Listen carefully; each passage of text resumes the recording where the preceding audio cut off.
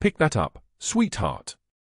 That is what Dr. Caldwell said 48 minutes before the FBI would lead him out in handcuffs, his Rolex catching the fluorescent lights one last time as he walked past the same hallway where he'd knocked her tray to the floor. Elena Martinez did not know this yet. She was moving through Seattle General's night shift in Portland like a shadow, 3 weeks in, no friends, no small talk, just flawless charting and hands that never trembled during 4 placements. The hospital smelled like antiseptic and stale coffee at 2 in the morning, a scent she'd learned to navigate silently through the sleeping wards. Her dark eyes catalogued everything as she restocked the supply cabinets on the 3rd floor, inventory counts, equipment rotation, which items were missing from the standard requisition orders. She annotated discrepancies in a personal notebook she kept in her scrub pocket, the same pocket that held a ballpoint pen and nothing else. No photos.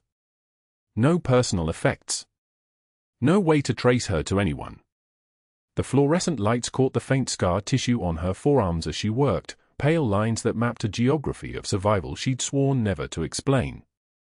Her movements were economical, wasted nothing, flowed like muscle memory responding to a script her body had learned across 3 tours in Ramadi. The limp was barely perceptible. She favored her left leg by perhaps 2 centimeters, a compensation so subtle that only someone trained to notice would see it. She'd spent 6 weeks relearning how to walk without it showing. 6 weeks of physical therapy in a facility that didn't exist on any government database. The therapist had been a retired Delta Force medic named Holloway. He'd said nothing about her past. They never did. In her locker sat the tarnished military challenge coin wrapped in cloth, hidden behind her lunch bag, a peanut butter sandwich she never ate and a water bottle she refilled from the sink. The coin was smaller than a golf ball, made from aircraft wreckage and shrapnel collected after a classified operation. Its edges were worn smooth from her thumb. She touched it now, alone in the locker room at 2:17 a.m., pressing it against her palm the way some people pray. The metal was cold. The memory was colder. She had been Master Chief Petty Officer Elena Martinez for 23 years and 4 months before the government had erased that designation. Now she was just Elena, RN, Seattle General's night shift miracle with steady hands and zero documentation beyond her falsified civilian credentials. The Pentagon had been clear about the terms of her disappearance: work quietly, keep her head down, never acknowledge the Ramadi operation, and the classified medical records would remain sealed. Her service record was archived in a locked facility in Washington, D.C. that officially didn't handle that level of clearance. The irony was exquisite. She'd saved 14 men that day, including one Army Ranger captain who had her call sign tattooed on his forearm. Now she was a ghost pretending to be a competent night nurse in a hospital full of doctors who thought competence meant having a medical degree. Dr. James Caldwell swept into the nurse's station during morning rounds surrounded by residents, his Rolex catching the light as he reviewed cases with the calculated superiority of a man who'd never had his authority questioned. He was 53, had connections to the hospital board through his wife's family, and ran a lucrative side arrangement with a medical supply company that Elena had started tracking 3 days into her employment. The pattern was simple, elegant, and criminal. He ordered equipment Seattle General didn't need, requisitioned supplies in quantities that made no clinical sense, then documented everything in a way that suggested standard procurement. The supply company invoiced the hospital at inflated rates, then paid Caldwell's consulting fee, 30% of the margin, into an offshore account registered under his brother-in-law's name. Elena had documented the first discrepancy in her notebook: 847 arterial blood gas kits ordered for a unit that performed 12 ABGs per month maximum. That was enough inventory to last 70 months. She'd checked the previous night nurse's charting. The previous night nurse had noted nothing unusual. Elena noticed everything. Now, as Dr. Caldwell glanced at her meticulous medication logs, something flickered across his face, a micro-expression of displeasure that lasted less than a second. His jaw tightened. His eyes narrowed. He reviewed the chart again, then looked at Elena as if seeing her for the first time. What he saw was a quiet woman in her 40s with dark hair pulled back, no makeup, wearing scrubs that hung loose on a frame that suggested she didn't eat much. He saw a nobody. He saw a threat. He turned to the residents clustered around him like courtiers, and he smiled. "I give the Ice Queen 1 week before she cracks," he announced, his voice carrying across the nurse's station with the casual certainty of a man who'd never experienced resistance. "Any takers?" "I'll put down 100 say she walks by Friday. She's got that look about her, too rigid, too controlled. People like that snap. They break." He snapped his fingers. The sound was sharp as a gunshot in the suddenly quiet corridor. "That fast?" Elena continued entering data into the computer, her fingers moving across the keyboard with mechanical precision. Her heart rate remained exactly 72 beats per minute. Her breathing stayed shallow and diaphragmatic, the kind of breathing taught to special operations personnel to maintain composure under fire. The typing rhythm never faltered. Not once. She did not look up. She did not acknowledge the bet. She simply continued working while 3 residents laughed uncomfortably and Dr. Caldwell watched her with the intensity of a man trying to solve a puzzle he'd already decided was simple. The thing he did not know was that Elena's meticulous charting wasn't just thoroughness. It was reconnaissance. Every notation about supply inventory, every detail about equipment usage patterns, every careful documentation of which doctors ordered what and when, it was all going into a personal notebook that would eventually contain enough evidence to end his career. She was the kind of patient, systematic observer that only combat medics possessed. She noticed discrepancies the way other people noticed colors. She tracked patterns like reading a vital sign monitor. 1 data point was interesting, 2 was a trend, 3 was a diagnosis. She had learned this skill over 3 years of field medicine in Iraq, where the difference between survival and death often came down to noticing the small detail that didn't match the larger picture. A patient's color slightly off despite normal vitals. A breathing pattern that suggested something other than the presenting complaint. A hesitation in a translator's voice that meant the intelligence briefing was incomplete. She had learned to trust her observations. She had learned that competence meant seeing what others missed. Dr. Caldwell had no idea that he'd just made his first strategic error. By announcing his certainty that she would fail, he'd given her a deadline. By mocking her composure, he'd revealed that her restraint disturbed him. By underestimating her, he'd activated the exact psychological mechanism that had kept her alive through 3 combat tours, the simple, crystalline goal of proving him wrong. She logged out of the computer at 3:42 a.m. and walked to the supply closet on the 3rd floor, the one adjacent to the pediatric wing. The inventory there was even more irregular than the main floor. Caldwell had ordered 200 doses of pediatric cardiac medications scheduled for expiration in 14 months, medications that cost $847 per unit. Seattle General's pediatric unit treated an average of 3.2 cardiac patients per month. The math didn't work. The math was never supposed to work. The math was supposed to be complicated enough that a tired administrator wouldn't ask questions. Elena pulled the notebook from her pocket and made 3 new entries. Order number 8 for 716, PD cardiac meds, 200 units, cost $169,400, usage rate suggests 90% waste. Supplier, Cascade Medical Holdings, 12-month contract, no competitive bidding. Pattern, Caldwell approves all requisitions. All marked routine procurement. She folded the notebook closed and touched the challenge coin in her locker again. 23 years and 4 months of service. 3 Purple Hearts. 2 Silver Stars. A Navy Cross she'd never worn to a ceremony because the Pentagon had cancelled that ceremony and erased the paperwork. 14 men carried out of Ramadi because she refused to leave anyone behind. A captain with her call sign tattooed on his forearm, somewhere out there, probably not remembering her face. That was the burden of her current assignment, complete invisibility. She was not supposed to help. She was not supposed to matter. She was supposed to work quietly, chart thoroughly, and wait for her contract to end so the government could issue her a new identity and place her somewhere else. That was the deal. But that wasn't the worst part. The worst part was that Dr. Caldwell had just looked her in the eye and declared her weak. The worst part was that he'd done it while planning to defraud his hospital of hundreds of thousands of dollars. The worst part was that every instinct Elena possessed, instincts honed across a career saving lives and protecting people, was screaming that she couldn't let this stand. She had no idea what was about to walk through those ER doors. Day 22. Elena pushed through the cafeteria doors with her tray balanced on one palm, the kind of perfect equilibrium that came from muscle memory older than most people's marriages. Coffee steamed in a ceramic cup. A salad composed with institutional precision. Toast buttered on one corner. The fluorescent lights hummed their mechanical hymn above the serving line as she scanned for an empty table near the window.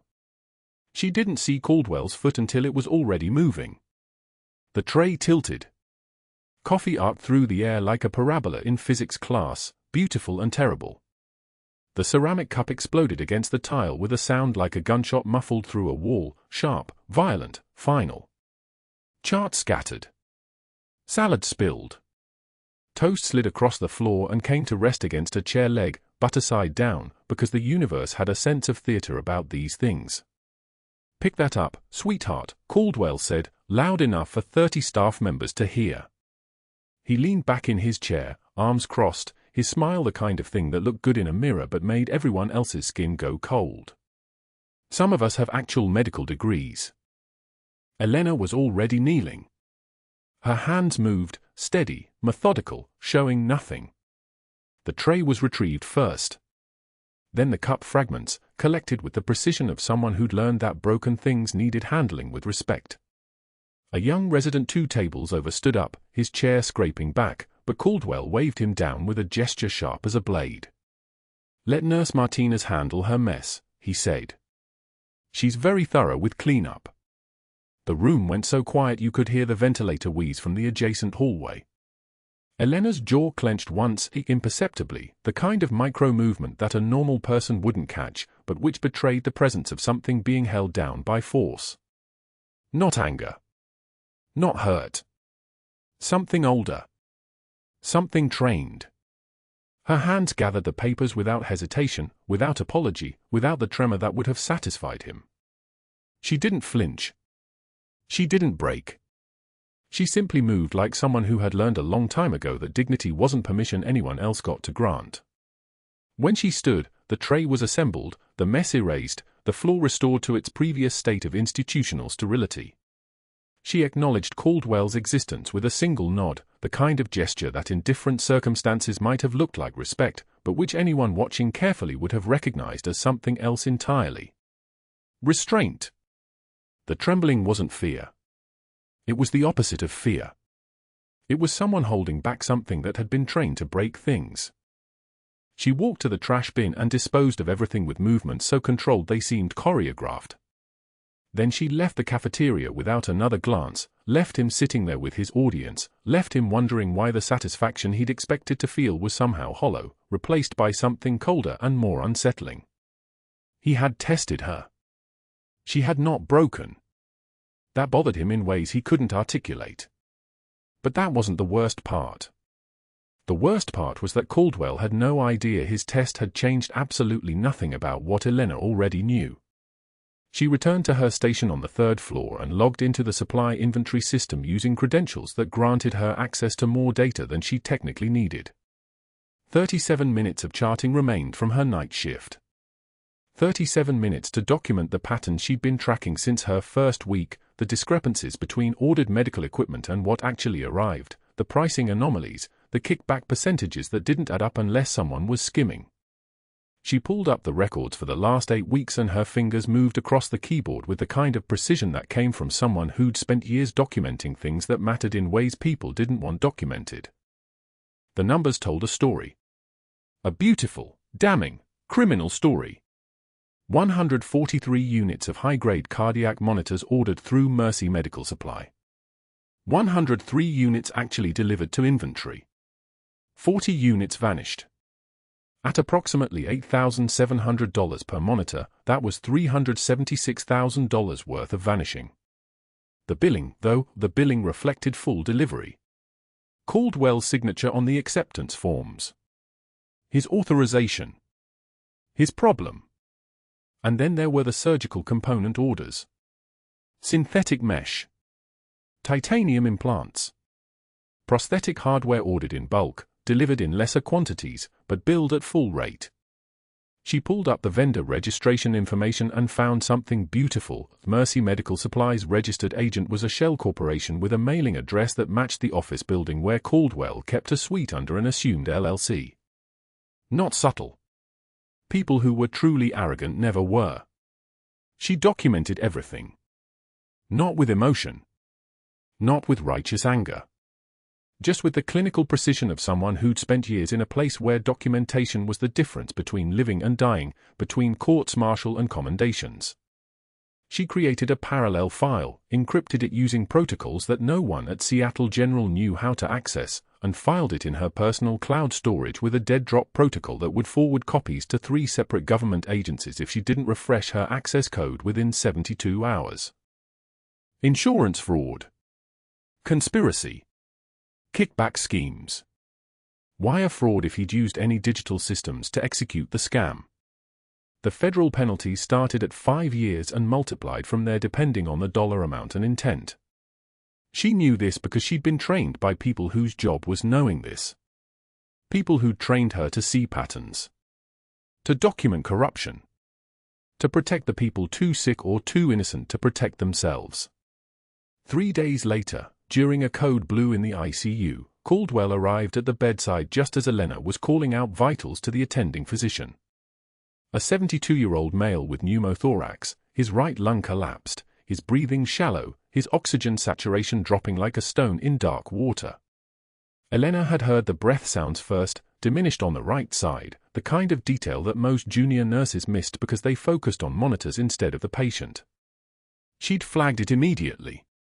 Right-sided pneumothorax, she'd said quietly to the attending. Breath sounds absent, tracheal deviation visible, JVD starting to present.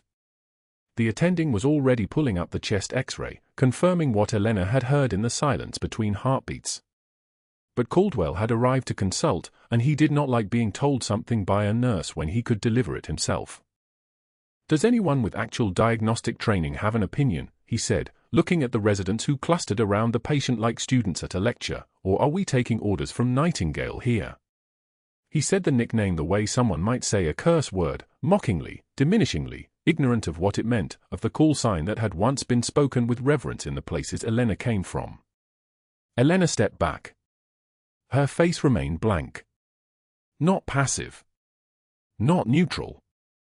Just blank in the way of someone who had learned to compartmentalize. She watched as Caldwell positioned the needle decompression kit, watched as he located what he believed was the correct intercostal space, watched as he inserted a 14-gauge angiocath at the second intercostal space in the midclavicular line. Except the patient's anatomy was slightly rotated, slightly different from the textbook diagram, and Caldwell had miscounted. The catheter went in at the third space instead of the second. Not catastrophic. Not immediately fatal. Just wrong. Just a mistake that would make things incrementally worse, that would require correction later, that would cost this man hours of additional suffering. Elena documented the procedure call time, the needle insertion location, the attending's authorization, the patient's response. She was meticulous about detail. The kind of detail that a medical board would find interesting if they were ever asked to review it. "I'm going on break," she said quietly to the charge nurse as the crisis stabilized. "I need some coffee." It was the driest thing she'd said all week, delivered with zero inflection, the kind of understated humor that meant something entirely different to people who understood what she did. Coffee meant documenting what she'd witnessed. Coffee meant precision. Coffee meant consequences. That evening, after her shift ended at 7, she drove through rain that fell like applause against her windshield. The parking lot at Seattle General was empty except for the graveyard shift vehicles and the scattered cars of people working late. She sat in her car for 40 minutes before starting the engine, her right hand holding the tarnished military challenge coin she kept in her scrub pocket, the relic from a life the government had ordered her to forget. The coin was worn smooth on one side, rough with oxidized surface on the other, stamped with insignia she wasn't supposed to remember and a call sign that wasn't her real name. Master Chief Petty Officer Elena Martinez. That was the official designation. The name on her birth certificate. The identity that paid her taxes and filed her insurance forms and existed in all the places that governments kept records. But the coin knew something else. The weight of it in her palm was familiar in a way that nothing else in Portland had been. She turned it over and over as rain drummed against the car roof, watching the way it caught the sodium vapor light from the parking lot lamps. Heads. Tails. Heads. Tails. The coin remembered Ramadi. The coin remembered the convoy. The coin remembered the captain's face when she'd carried him for miles through gunfire, carrying another dying soldier at the same time, refusing to leave either one behind because that wasn't how this worked, wasn't how she was built. Her hand trembled slightly as she gripped it. Not from fear. From the weight of something being held down with such force that even her body couldn't maintain perfect composure when she was alone. The trembling was the cost of the mask. The cost of kneeling to pick up a tray. The cost of stepping back and watching someone hurt someone else because the mission, whatever the mission was now, required her to see everything and say nothing. She pressed the coin against her sternum, feeling it through the fabric of her jacket, and closed her eyes. Tomorrow was day 23. Tomorrow she would document more anomalies. Tomorrow she would watch Caldwell make another mistake. Tomorrow she would gather the evidence that would eventually destroy him, not out of revenge, but out of the same code that had made her carry those soldiers through Ramadi. That had made her testify about the corruption she'd witnessed. That had made her the kind of person who couldn't look away from something broken and pretend it wasn't her responsibility to fix it. She had no idea that the broken thing she was about to encounter would arrive at the ER in the next 72 hours carrying a tattoo on his forearm that matched a call sign she'd buried along with her former life. The emergency room doors burst open at 2:33 a.m. Captain James Reeves carried his daughter through the threshold, her small frame rigid in his arms, her lips the color of bruised plums. The girl's hands moved frantically in ASL against his shoulder, signing pain, signing fear, the fluid motions of American Sign Language the only way she knew how to scream. Her chest heaved in that particular way that meant the oxygen wasn't reaching where it needed to go. Her eyes were wide, searching her father's face for the reassurance he couldn't give her. Elena looked up from the nursing station. She didn't recognize the captain yet. Not in the chaos. Not in the fluorescent-washed panic of a father carrying a dying child. But something in the set of his shoulders, the way he moved through space like he'd carried wounded soldiers before, made her hand still on the keyboard. The triage nurse rushed toward him. How long has she been like this? Since midnight, Reeves said, his voice steady even as his daughter's body trembled against him. Started with chest pain. Then her fingers went blue. I drove straight here. The girl's hands went limp. She stopped signing. That was worse.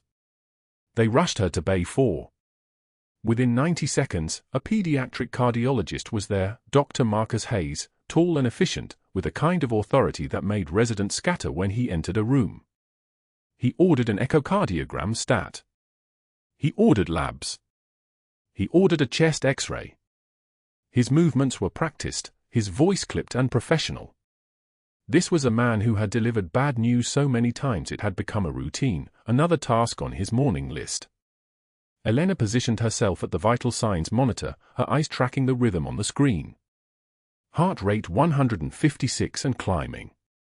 Oxygen saturation 88% and falling. Blood pressure 92/61. Respiratory rate 34. The girl's small body was screaming in numbers. The echo came back in 16 minutes. Dr. Hayes studied the images on the monitor, his jaw tightening with each frame. He didn't speak for a long time. Then he turned to Captain Reeves, and Elena saw him do what she'd watched 100 doctors do in 100 emergency rooms. He shifted into the mode of a man delivering a terminal diagnosis. Your daughter has a complex congenital heart defect, Dr. Hayes said carefully. The ventricular septum never fully closed during fetal development. There's also significant fluid accumulation around the heart, pericardial effusion. The two conditions together create a situation that's... He paused, choosing his words like a man walking through a minefield. Incompatible with surgical intervention. The defect is too severe. The anatomy is too compromised. Any attempt at repair would be catastrophic. Captain Reeves didn't move. His hand stayed on his daughter's shoulder. "What are you saying?" he asked, but he already knew. Elena could see it in the way his grip tightened, the way his thumb made small circles on the girl's arm, the repetitive gesture of a man trying to keep his daughter tethered to the living world. "I'm saying that without miraculous intervention, we're looking at days. Maybe a week. We can make her comfortable. We can manage pain. But the condition itself is terminal." The words landed like shrapnel. Dr. Hayes wasn't cruel. He was just competent, and competent meant delivering the truth without flinching. He ordered comfort measures, oxygen, morphine, a pediatric intensive care unit bed. He ordered palliative care consultation. He did everything a good doctor does when there's nothing left to do but make the end as gentle as possible. 2 other specialists came through after that, a pediatric surgeon named Dr. Whitmore, who reviewed the images and nodded slowly before saying almost the exact same words using different syntax. Then Dr. Chen from interventional radiology, who shook her head and said, "The anatomy doesn't allow for any catheter-based approach." Each one delivered their version of the same sentence: impossible, terminal, comfort care only. Elena watched the girl's vital signs deteriorate with each passing hour. By 3:45 a.m., the child's oxygen saturation had dropped to 84%. Her heart rate had spiked to 167. Her blood pressure was creeping downward, 92/61 becoming 88/58 becoming 84/55. The trajectory was a straight line toward cardiac arrest. Elena had seen this pattern before, in field hospitals in Ramadi, in forward surgical teams where supplies were low and decisions were made in seconds. She knew what this looked like. She knew what this meant. But something else was visible on the monitor. Something subtle that the echo had caught and the specialists had filed away under associated findings without treating it as the crisis it actually was. The pericardial fluid wasn't just present, it was accumulating. The pressure around the heart was building. The girl's heart rate kept climbing because the organ was working harder and harder to pump against the resistance of fluid pressing in from all sides. Cardiac tamponade. It was the detail nobody else had elevated. The echo had documented it as a secondary finding, interesting but not actionable given the terminal nature of the primary defect. But Elena's eyes trained by 18 years of combat medicine, eyes that had learned to read the difference between dying slowly and dying right now, Elena saw the pattern. She saw the pressure increasing. She saw the window closing. Elena pulled up the girl's chart on her computer and studied the vital sign trends. Oxygen saturation dropping 1% every 10 minutes. Heart rate climbing in staccato bursts, each spike indicating the heart working harder against the accumulating fluid. The girl's central venous pressure was elevated. Her liver was becoming distended from backup blood flow. The girl's skin was mottled, marbled with the pale purple of inadequate perfusion. The specialists had said the defect was inoperable, and they were right.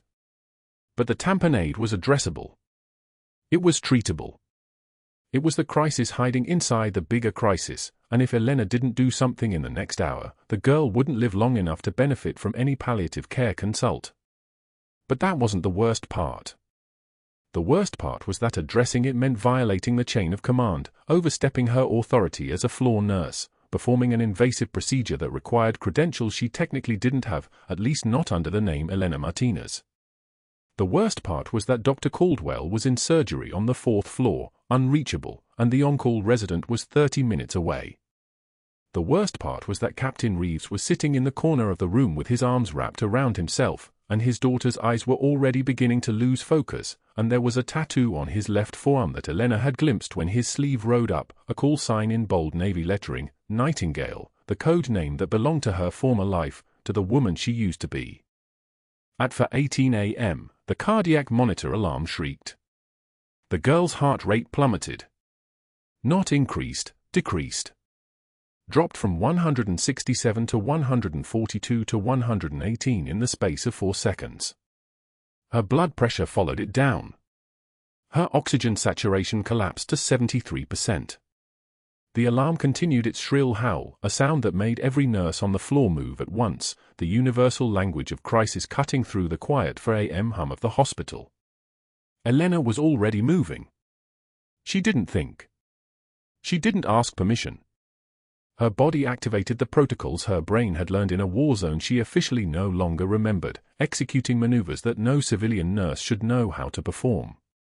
She grabbed an emergency pericardiocentesis kit from the crash cart, her hands moving with the fluid precision of someone who had done this before, not in a training simulation, but in field conditions, by the light of a headlamp, with incoming fire rattling against steel containers. The subcostal approach. She'd calculate the angle based on the girl's size and body surface area. She'd mark the insertion point just below the xiphoid process, the needle angled at 45 degrees toward the left shoulder. She'd insert the 18-gauge needle with one smooth motion, feeling for the give of tissue, the resistance that meant she was through the pericardium and into the fluid pocket. "What are you doing?" Captain Reeves stood abruptly, his voice sharp with alarm and something else, a note of recognition he couldn't quite place. Elena didn't look up from prepping the site. Saving her life. She didn't ask for permission. Didn't call for a doctor. Didn't wait for authorization that wasn't coming.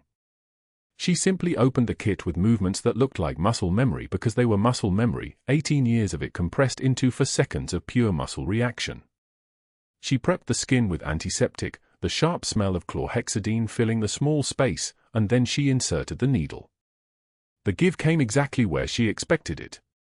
The resistance decreased. The needle passed through the visceral and parietal layers of the pericardium and entered the fluid pocket, and when she gently pulled back on the syringe, amber-colored fluid filled the barrel. 60 milliliters. 70. 80. The pressure that had been crushing the girl's heart released with each withdrawal, the pressure decreasing, the heart finally having room to beat without resistance. The effect was instantaneous. On the monitor, the heart rate stabilized. 118, 119. 120, the rhythm shifted, becoming more organized, more regular. The girl's oxygen saturation began climbing, 75%, 78%, 82%. Her blood pressure rose. Color returned to her lips.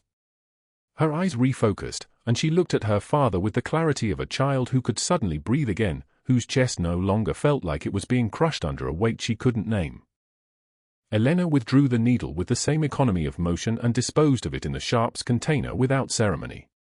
She secured a dressing over the site and stepped back, her vital signs completely unchanged, heart rate stable, breathing steady, no trace of adrenaline on her face. Captain Reeves stared at her hands. She saw him searching her face for something, his eyes moving from her steady gaze to her scarred knuckles to the way she'd moved through the procedure with zero hesitation. Recognition flickered in his expression, not complete, not yet, but the first spark of understanding that he'd seen this before, seen these hands, seen this level of competence outside the boundaries of what a floor nurse should possess. But he didn't have time to articulate it. Dr. Caldwell arrived 7 minutes later, still dressed in surgical scrubs, his mask hanging around his neck. He took in the scene in the span of a heartbeat, the successful procedure, the stabilized child, Elena standing at the bedside with the procedure kit already cleaned and repacked. His expression went cold. "Who authorized this?" His voice was quiet. "Dangerous. What are your credentials for invasive cardiac procedures?" Elena turned to face him. She met his eyes with the absolute composure of someone who had nothing left to lose and everything left to protect. Her jaw was level. Her voice was steady. She was dying. Those were all the words she used. Not a defense. Not an explanation. Just a statement of fact, delivered in the tone of someone reporting a completed mission. Dr. Caldwell's phone was in his hand before Elena finished speaking. She watched him dial, watched him deliver a calm report to whoever was on the other end about unauthorized medical procedures, about credentials that needed verification, about an incident that required immediate administrative review. She watched him file the incident report right there in the hallway, his fingers moving across the hospital iPad with the practiced efficiency of a man who knew how to weaponize bureaucracy. By 5:22 a.m., he'd contacted 2 board members. By 6:38 a.m., Elena's personnel file was flagged for review. By 6:15 a.m., hospital security was escorting her to the HR office. She didn't resist. Didn't protest. Didn't explain. She simply gathered her bag and walked out through the lobby as early shift nurses whispered and stared, and nobody moved to help her because nobody yet understood what they were looking at. True class is what you do when the lights go out. The hallway fluorescent lights flickered as the monitor alarm pierced through the pediatric ward. Elena heard it before she saw it, that particular frequency that meant cardiac tamponade, the silent killer nobody else recognized because they were looking at the wrong numbers. She moved. No hesitation. No reaching for a supervisor or waiting for authorization. Her body knew what her mind couldn't admit. The 8-year-old girl was turning grey. Lips first, then the nail beds, then the space between her eyes where oxygen debt shows itself to anyone trained to read the language of dying. Captain Reeves stood frozen beside the bed, hands trembling, because fathers don't know how to watch their children fail. Elena's hands moved on their own. Muscle memory from 17 years of combat medicine overrode every civilian protocol she'd spent 3 weeks pretending to follow. Step back, Captain. Not a request. It wasn't even her voice, it was the voice of someone who'd performed emergency procedures under fire at 2 in the morning with mortars landing 600 yards away. The authority landed like a physical force. He moved. She didn't call for backup. Didn't wait for orders. The crash cart was 10 seconds away and she didn't have 10 seconds. The girl's blood pressure was barely registering, 74/42, and dropping like a stone into dark water. Cardiac tamponade meant fluid building around the heart, squeezing it, suffocating the organ from the outside. The specialist had missed it because the specialist had never seen it in a war zone where every second of delay meant a body bag. Elena's hands were already moving. The 18-gauge needle, not the smaller ones, the bigger one, went into her supply pocket, the one she'd kept stocked with field medicine supplies nobody could explain if they bothered to look. The girl's chest was so small, her ribs barely shadows beneath the pale skin. Elena found the 5th intercostal space, mid-clavicular line, the landmarks burned into her muscle memory from 214 procedures performed in conditions that would make surgeons weep. The needle slid in with a whisper. The sound came next, that particular hiss of air escaping around pressure, like opening a valve on a tire. Except this was a child's chest and Elena's hand was the only thing keeping her alive. The syringe filled with straw-colored fluid, pericardial fluid, the murderer nobody else had named. 20 milliliters. 30. The pressure releasing like a prayer answered. The monitor changed. The girl's oxygen saturation climbed from 71 to 78 to 85. The heart rate slowed from the panicked flutter of a bird in a trap to something almost human again.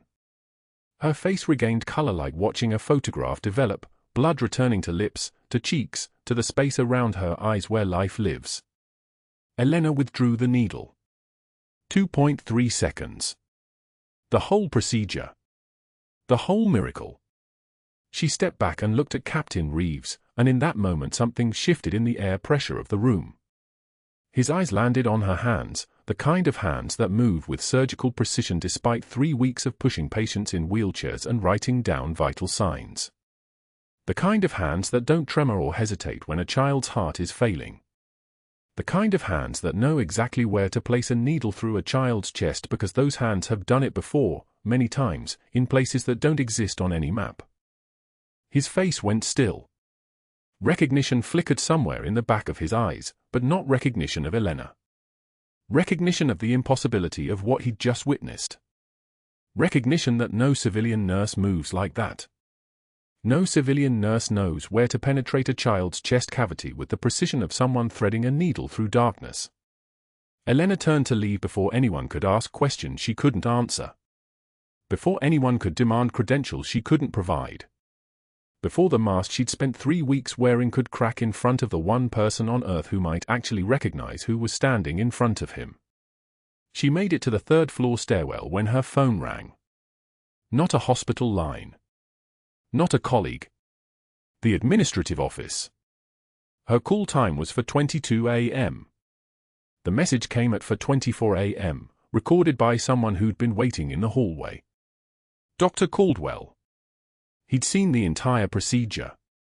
He'd watched Elena move with the kind of military precision that didn't exist in civilian medicine. He'd understood in that instant that whatever cover story he'd accepted about her credentials was a lie, and that this nurse, this woman he'd publicly humiliated and privately scorned, was something far more dangerous than he'd calculated. She was someone who could perform miracles with her hands. Someone whose skill level made his fraud look like penny theft. Someone who, if questioned, might remember every detail she'd documented about his kickback scheme, because people like her don't forget. They catalogue. They photograph with their minds. They built cases that survive interrogation. He made 3 calls between 4:27 a.m. and 5:33 a.m. The first was to the hospital administrator, informing him that Elena had performed unauthorized medical procedures without a physician's order, violating multiple protocols. The second was to a board member who owed Caldwell a favor involving a daughter's acceptance to a private medical school 8 years earlier.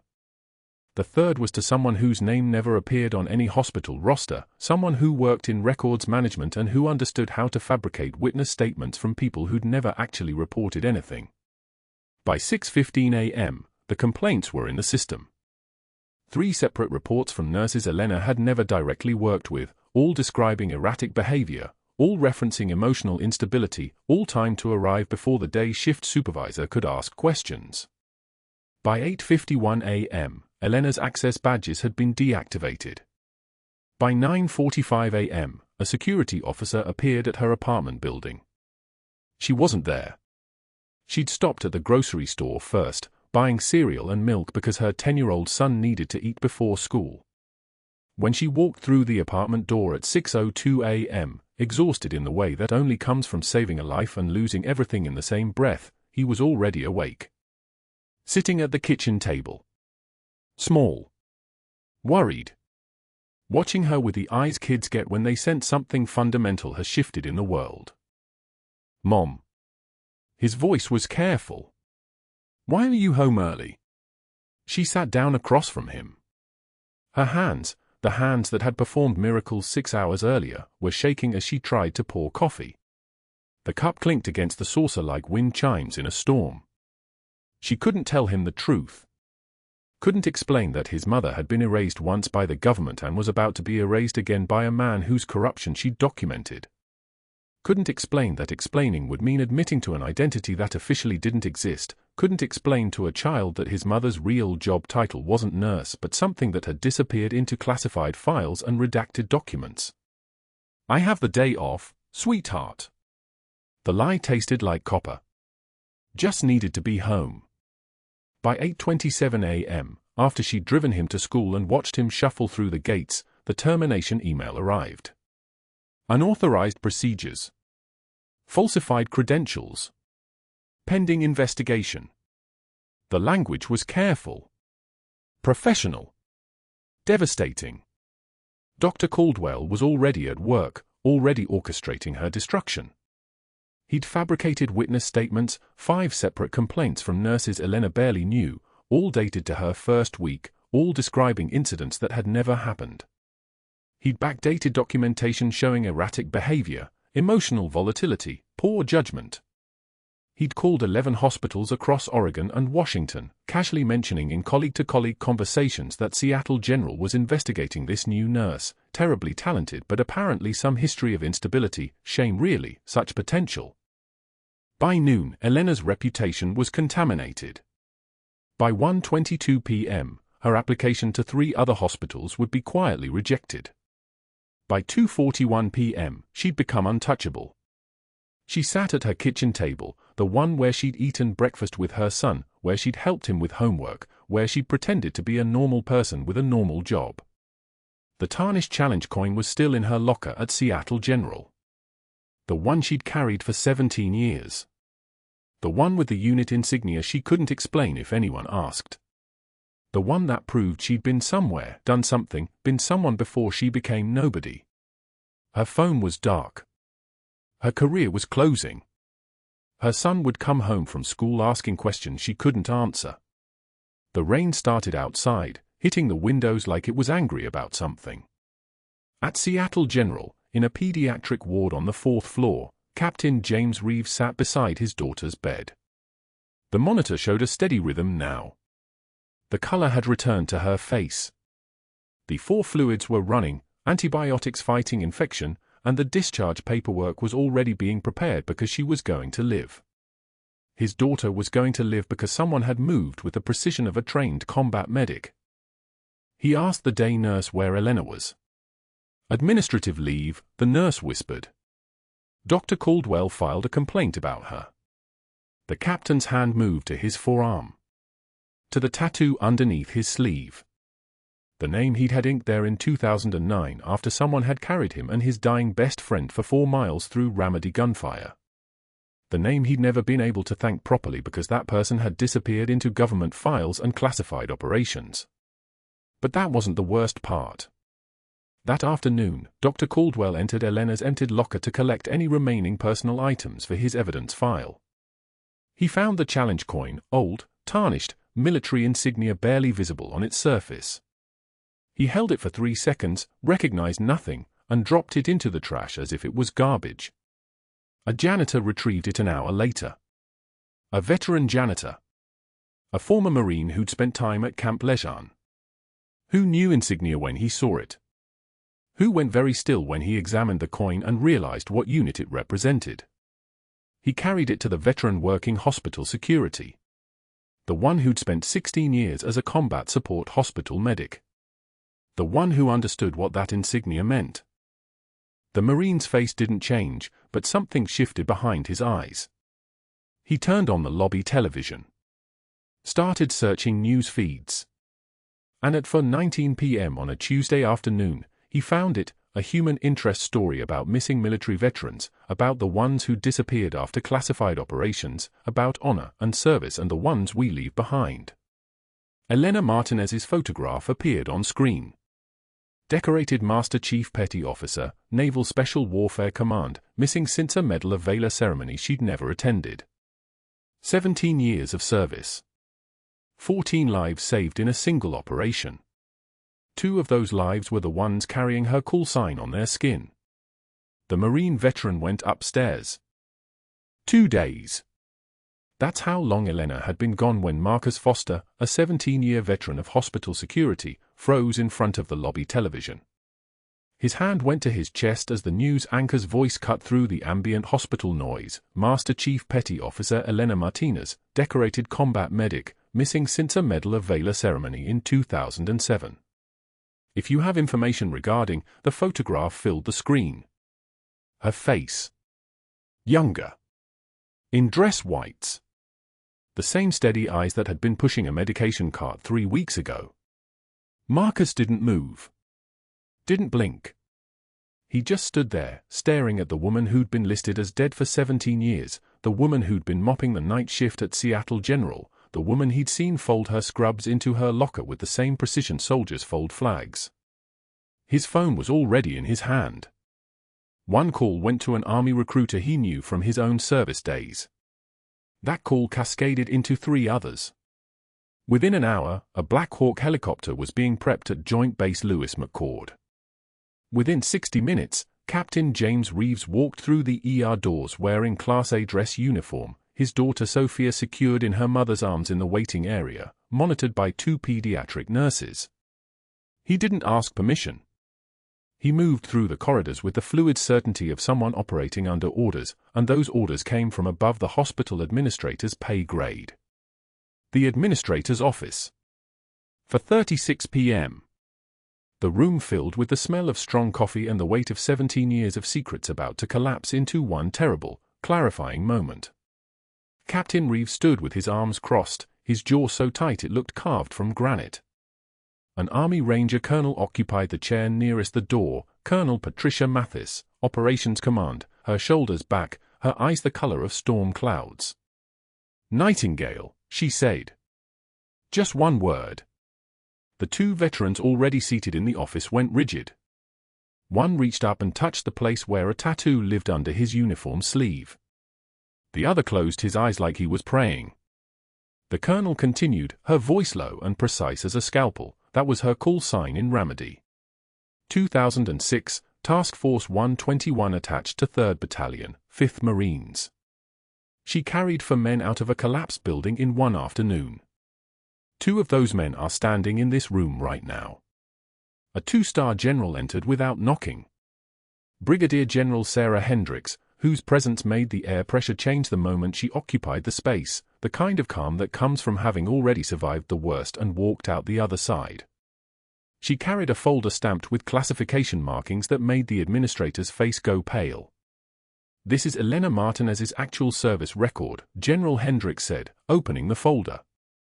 Her voice moved like a tank idling in a garage, heavy, unstoppable. Medical specialization in battlefield trauma and cardiothoracic emergency response. 14 documented saves in Ramadi. Ramadi alone. 3 of those 14 are still breathing because she refused to leave the operating theater when the building took shrapnel fire. She paused. Looked at Captain Reeves. One of those saves carried her call sign tattooed on his forearm 6 days ago when he brought his daughter to the ER. Reeves didn't speak. He unbuttoned his sleeve. The tattoo was work, professional military ink, the kind that meant something. Nightingale.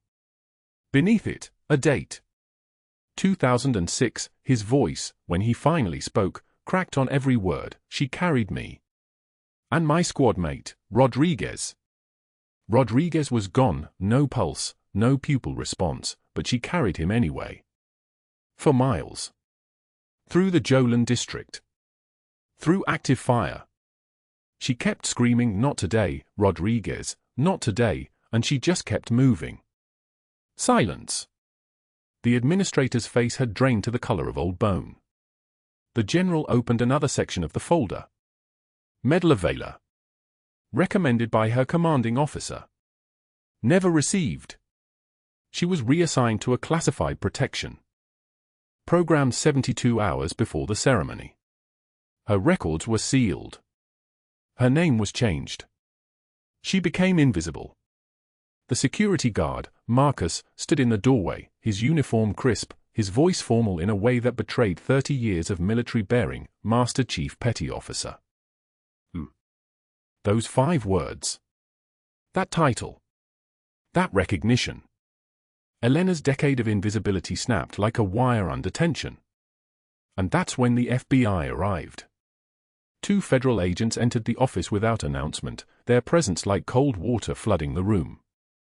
The lead agent, a woman with the precise diction of someone who'd spent 15 years in counterintelligence, held out a warrant. "We have a directive to speak with hospital administration regarding falsified federal employment records submitted to the state medical board." The administrator's hands trembled. She pulled up the personnel file system. Her fingers moved across the keyboard. The logs appeared, and her entire body went rigid. Dr. Caldwell's access records. 17 logins. All in the past 2 days. The most recent entry timestamped 31 minutes ago. She opened his most recent revision, and the general leaned over her shoulder to look. Then went rigid. "These credentials are fabricated," General Hendricks said, her voice like ice. "This entire employment history has been doctored. She was never rejected by any hospital system. These failures were created retroactively." The 2 agents exchanged a look. The lead agent picked up the hospital phone and made one call. "I need a unit to Dr. Caldwell's office. Now." 30 seconds. That's all it took. The sound of boots on tile. Rapid. Converging. Dr. Caldwell was on the phone when they entered, explaining to someone at the state medical board how he'd been protecting the hospital from a dangerous fraud when the agents crossed his threshold. "Dr. Caldwell, you're under arrest for falsification of federal records, conspiracy to obstruct justice, and fraud." His face went white. The color drained the way all color drains from things that have been exposed to enough light, slow and complete. "There's been a mistake. I was protecting the patients." That nurse, she didn't have credentials, the lead agent cut him off with the efficiency of someone who'd heard 1,000 lies and recognized them all. The nurse you targeted is a classified federal asset. Every single document you altered triggered national security alerts the moment it hit the state system. You just handed us everything we needed. The handcuffs clicked on. Silver. Cold. The sound carried through the office like a gunshot in a cathedral. They walked him through the hospital, through corridors he'd walked for 6 years, past the cafeteria where he'd knocked her tray to the floor and called her sweetheart, past nurses who watched in stunned silence, recognizing the moment their workplace reality fundamentally shifted. Past Captain Reeves, who stood with his arms crossed, his eyes following Caldwell's walk of collapse with the steady gaze of a man who'd just watched his daughter get a second chance at life because of the woman Caldwell had tried to destroy. His medical license was suspended before he reached the parking lot. The FBI seized his office, his computer, his email servers. The forensics came back in 72 hours. The kickback scheme was flawless in its documentation, $340,000 in fraudulent billing to a medical supply company over 18 months. Specific. Numbered. Dated. Caldwell's attorney negotiated for 6 weeks, running the calculations of a man staring at federal prison, at loss, at consequence.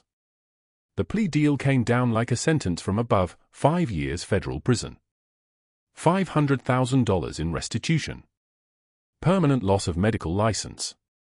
And upon release, in a future that suddenly felt very small and very specific, the only medical work he'd qualify for was teaching CPR at community college for minimum wage. Teaching people to save lives. The irony was so complete. It needed no commentary. The phone rang at 3:19 p.m. The hospital administrator's voice carried the weight of correcting something that should never have been broken. Elena. We want you back. We need you back. Elena didn't answer immediately. 17 years of silence had taught her how to sit inside a pause and understand what it meant. Then, I'll be there at 7. She walked back into Seattle General that evening with her head level. Nurses stood when she passed. One veteran security guard, not Marcus, another one, placed his fist over his heart in the ancient gesture. No one spoke. The pediatric ward hummed with the ordinary sounds of children healing. Captain Reeves sat beside his daughter's bed. Sophia's monitors showed stable rhythm, steady oxygen, the small victories of a body recovering. The little girl looked up as Elena entered, and her hands moved in sign language, the language she'd been learning since the moment she was born deaf, the language her father had learned alongside her. Thank you. Her small fingers shaped the words in the air. Elena knelt beside the bed. The captain's breathing was unsteady. Elena reached into her pocket and pulled out the tarnished challenge coin, the one Marcus had returned to her, the one she'd carried for 17 years through classified operations and erased identities and a decade of silence. She pressed it into Sophia's small palm. The child's fingers closed around it. Her eyes went bright. Captain Reeves stood. His voice thick as smoke. Nightingale. I looked at you for 3 days and didn't see you. Elena's composure finally cracked, one tear, quickly wiped away. You weren't supposed to. No one was. General Hendricks appeared in the doorway, her uniform carrying the weight of authority and also, inexplicably, something like pride. Your records are being partially unsealed, Master Chief. Your service recognized. You're receiving the Medal of Valor you never attended the ceremony for. The general placed a small blue ribbon and medal into Elena's hand. You don't have to hide anymore. Elena looked at the child, at the captain, at the coin in small fingers. At the medal in her hand. At the life that was suddenly, finally, allowed to be real. That night she returned home to her son, who asked why there were people calling her a hero on the news. She kneeled down, showed him her challenge coin's twin, the one she'd kept hidden for 17 years, and finally told him the truth. The next evening, Elena walked back into Seattle General for the night shift. Her head was high. Her name was on the schedule. Her true rank followed it, Master Chief Petty Officer, U.S. Navy. The nurses who'd worked alongside her for 3 weeks did a double-take when they read it. Then understood. One of them came up to her, extended her hand, and said simply, "Welcome home, Master Chief." Elena took her hand. And for the first time in 17 years, she existed. Not invisible. Not erased. Just Elena. Just finally real. Before we go on, thank you for watching. Please hit like, it really helps. Subscribe if you're new. And leave a comment letting us know you're here. We love hearing from you.